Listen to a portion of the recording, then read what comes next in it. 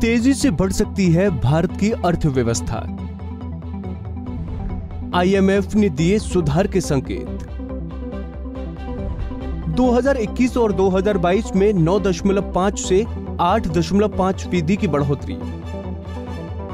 कोविड-19 महामारी के दौरान पटरी से उतरी अर्थव्यवस्था अब तेजी से पटरी पर दौड़ती नजर आ रही है। IMF के हालिया आंकड़े भारतीय अर्थव्यवस्था में गजब के सुधार के संकेत दे रहे हैं। IMF की भविष्यवाणी के मुताबिक भारतीय अर्थव्यवस्था में साल 2021 में 9.5% वृद्धि और साल 2022 में 8.5% वृद्धि का अनुमान जताया गया है। वर्ल्ड बैंक और IMF के नवीनतम आंकड़े ये बयां कर रहे हैं कि आने वाले समय में भारतीय अर्थव्यवस्था दुनिया के तमाम विकासशील और विकसित देशों को पछाड़ सकती है।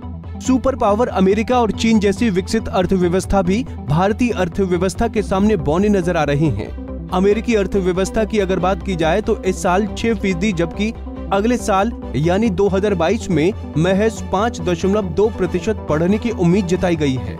एक नजर उन देशों पर जिन पर साल 2022 में अर्थव्यवस्था के बढ़ने का अनुमान IMF ने लगाया है।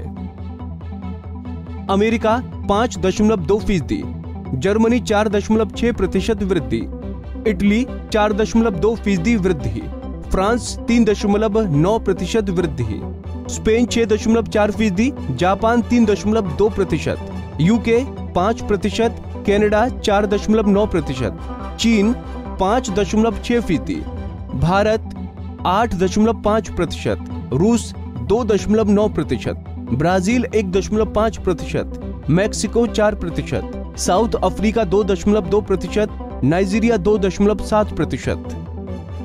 उपरोक्त आंकड़ों पर अगर नजर डालें तो आप देख सकते हैं कि भारत की अर्थव्यवस्था में तेजी से उछाल का अंदेशा जताया गया है।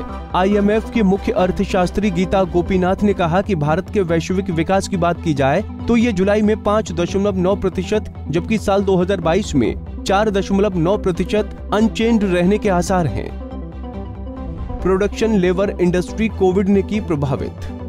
IMF की मुख्य अर्थशास्त्री गीता गोपीनाथ ने कहा कि कम आय वाले विकासशील देश समूह के लिए बिगड़ती महामारी का काफी गहरा असर दुनिया की अर्थव्यवस्था पर देखा गया है।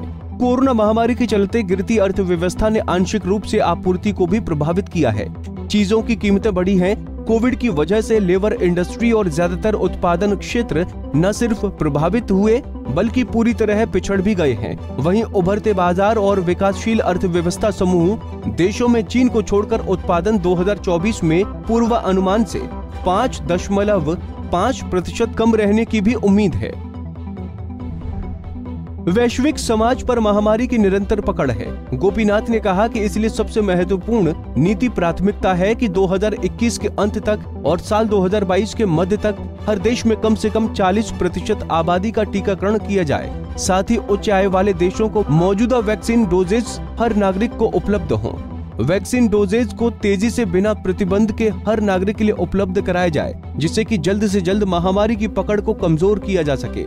साथ ही विकासशील देशों में कोविड-19 टीकों के क्षेत्रीय उत्पादन के विस्तार का समर्थन किया जाना चाहिए।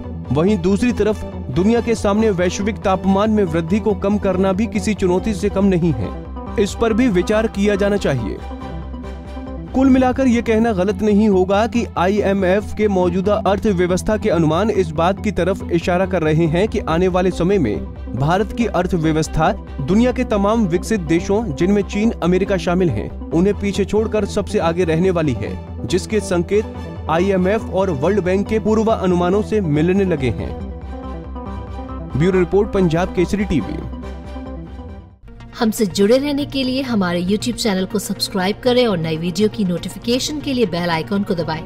अगर आप ये वीडियो Facebook पर देख रहे हैं तो लाइक जरूर करें और ज्यादा से ज्यादा शेयर करें। धन्यवाद।